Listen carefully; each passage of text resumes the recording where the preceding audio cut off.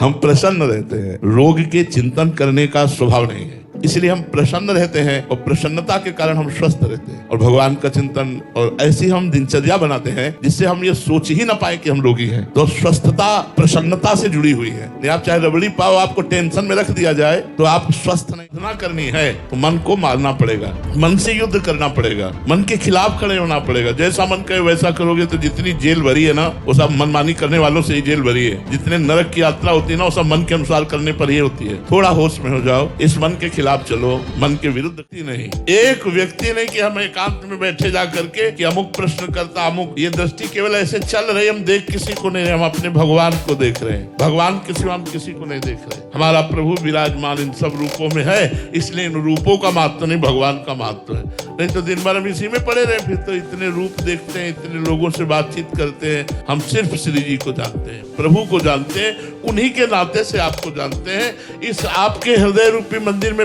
मेरे प्रभु विराजमान, इसलिए प्यार करते हैं। हमारा किसी से का भोग आया है, लेकिन भगवान के चरणों के आश्रय होने के कारण वो हमें परास्त नहीं कर पा रहा, हमें गिरा नहीं पा रहा, हमें वो निराश नहीं कर पा रहा। हर समय एक आनंद, एक अद्भुत आनंद बना रहता है। इसलिए भाई हम तो सही समय वही समझते हैं जिसमें भगवान का चिंतन हो, और गलत समय उसी को समझते हैं जब भगवान की कृपा बनाओ कि इसकी असलियत खुल गई। जिसको मैं अपना मानता था या मानती थी वो ऐसा निकला, बहुत बड़ी कृपा हुई कि बहुत जल्दी पोल खुल गई। जा भैया तो अपने रास्ते जा, हमारा कोई संबंध नहीं। मुझे तो ऐसा लगता है ना वैर करे न विरोध करे, उसका त्याग कर दे।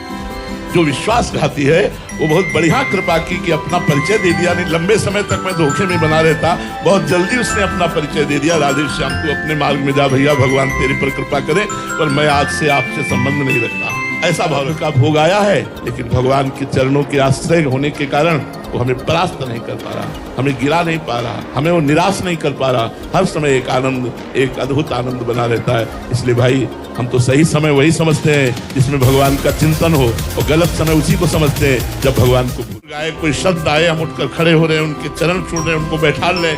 साधारण आए उनको ऐसे बैठा ले, लेकिन साधारण और असाधारण दोनों में एक ही परमात्मा, इसमें कोई संशय नहीं। इसलिए हमारी दृष्टि में ये रूप नहीं आते, हमारे प्रभु का ही विलास रहता है, प्रभु का ही भाव है। शरीर पर गुमान करते हैं, शरीर पर अभिमान करते हैं, बड़ी भूल करते हैं। कब कहाँ कौन सा फेल हो जाए। इसलिए राधा राधा नाम जपने से, कृष्ण कृष्ण नाम जपने से, राम राम हरि हरि शिव शिव वाहेगुरु, जो भी नाम अपने गुरुदेव से मिला है, जितनी श्वासें हैं अगर नाम जप करके व्यतीत कर लो तो हमारा मनुष्य जन्म लेना ठीक हो गया। हमें करोड़ों कल्प नहीं जीना, अगर 1 मिनट हम जिए और राधा कहकर प्राण त्याग दिए तो भगवत एक निमित्त मात्र है। इनका बहुत बड़ा योगदान होता है। जैसे हमने देखा कि आज 40,000 हुए नाम जब, अब कल जब 30,000 में हम रोकेंगे तो हमें जलन होगी कि 10,000 का हमारा घाटा हो रहा है यार, कैसे पूरा करें 10,000 तो पूरा।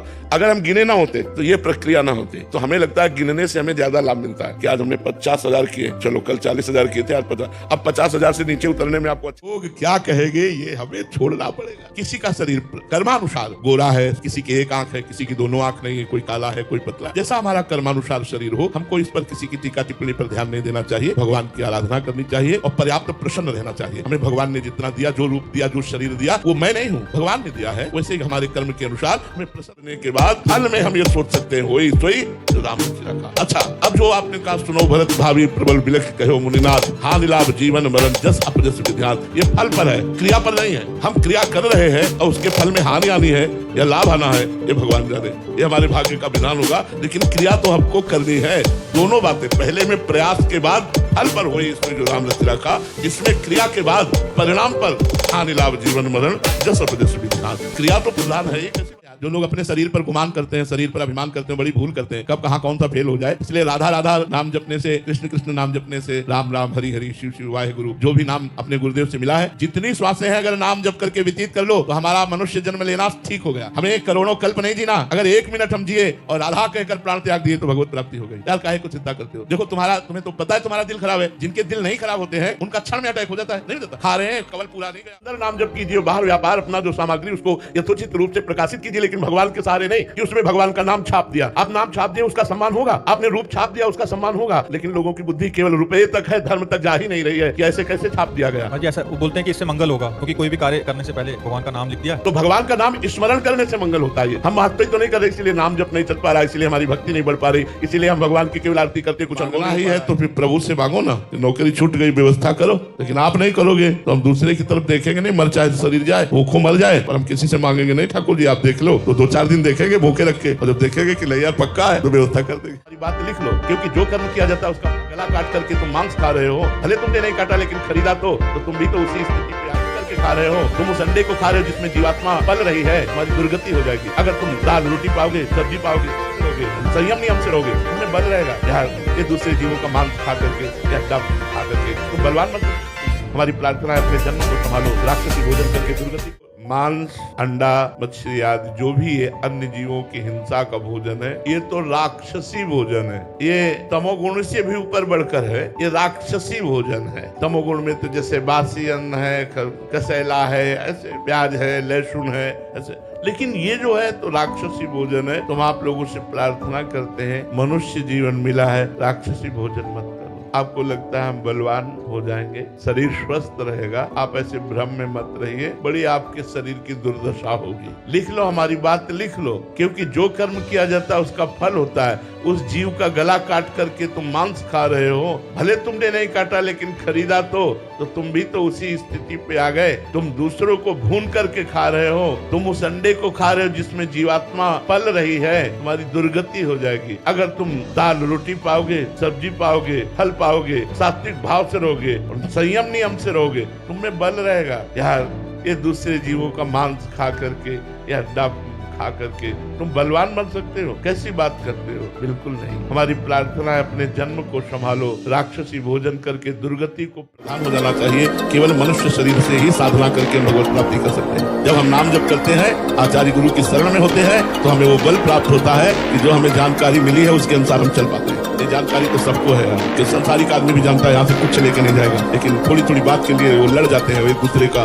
महात्मा जी जा रहे थे तो 4-5 शिष्य थे, आगे देखा तो 4 थैलियों में असरफियां सोने की उस समय चलती थी। तो उनका अरे गुरुजी असरफिया, बोले डाइन है, खा जाएगी, छूना मत, ये माया है, नष्ट हो जाओगे। बोले गुरुजी सोने की असरफिया आपका डाइन है, खा जाएगी। बोले अर्थ नाम भर इसका है, घोर अनर्थ है, छूना मत चल। बोले गुरुजी हमें सब बात पर विश्वास है, लेकिन आपकी इस बात पर विश्वास नहीं। बोले हम कह रहे हैं सर्वनाश करने वाली। बोले देखो हम तुम्हें दिखाएंगे तब तुम मानो, चलो झाड़ियों में छुप जाओ। छुप गए। थोड़ी देर में देखा कि 4 राजकर्मचारी राइफल लिए हुए घोड़े पर सवार उधर से निकले। अरे उन्होंने देखा तो थैलियों में असरफी, चारों कूद पड़े। बोले यार आप तो बड़े भागे, एक बड़ा पीपल का पेड़ था, छाया में बैठे। बोले इसके 4 हिस्से कर लिए जाए। बोले देखो 4 हिस्से तो किए जाएंगे, पहले 2-2 असरफियां इससे निकालो, 8 असरफी। जाओ बढ़िया पेय पदार्थों, खाना भोजन के सामग्री के सब पदार्थ लाओ, चारों लोग जो है डट के खाया जाए, फिर इनको बांट लिया जाए। बोले ये बात। बोले 2 लोग बाजार जाओ। 2 लोग बाजार गए। जो बाजार गए तो उन्होंने कहा हम दोनों बैठ के भोजन यही पा लेते हैं, और उन दोनों के लिए जहर मिला के ले चलते हैं। बोले ये बढ़िया रहेगा। बोले 2 भाग में बांट लेंगे, 4 भाग में काय बांटे। बोले ठीक। उन दोनों ने कहा सुनो, वो दोनों भोजन लेने गए, जो ही नजदीक लेके आवे गोली से उड़ा देंगे, दोनों बांट लेंगे। बोले बढ़िया है। वो दोनों खा के जो ही नजदीक पहुंचे उन्होंने गोली मार। बोले अब यार पहले भोजन कर लेते हैं और फिर बांट लेंगे। भोजन किया तो उसमें चाहता दोनों ढलक गए। गुरुजी ने कहा देखा आ गई लड़ाई, चारों भाग ले। गृहस्थ में जाने अनजाने में किए हुए दोषों का निवारण कैसे हो या अपराध बन जाते हैं? देखो, अनजाने में जो पाप होते हैं वो तो स्वप्न में भुगताए जाते हैं। भयानक स्वप्न देखकर जो कष्ट होता है सूक्ष्म शरीर को, मन को, उससे नष्ट हो जाते हैं। लेकिन जानकारी में जो पाप होते हैं वो शरीर को दंड दिया जाता है, स्थूल शरीर को जागृत अवस्था में। तो उसके प्रायश्चित के लिए अनुष्ठान है, भगवान नाम कीर्तन है, संतों की सेवा है, तीर्थ याटन है, शास्त्रों का स्वाध्याय। शास्त्रों में कई स्तोत्र हैं पापनाशक, उन स्तोत्रों का पाठ करे, तीर्थों का अवगाहन करे, संत सेवा करे, नाम जप करे, तो सब पाप नष्ट हो जाते हैं। जो जानकारी के पाप हैं उनको ऐसे नष्ट किया जाता है, और जो अनजाने में पाप है वो स्वप्न में दंड दे करके नष्ट हो जाते हैं। जैसे भयावह स्वप्न देखा, एकदम घबरा गए, तो वो हमारे किसी अनजाने पाप का फल, ऐसा भयानक स्वप्न।